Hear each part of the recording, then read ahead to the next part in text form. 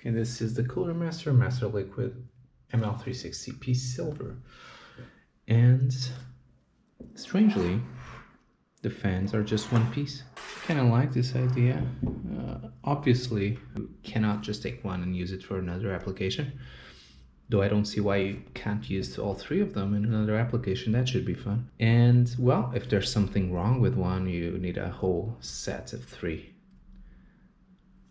However, it's just so simple to get this going. You just need, well, you can probably just get away with 4 of these super easy to install screws, and this isn't going anywhere. Although you probably should use all of them. But yeah, I kind of like the idea of simplifying AIO connections.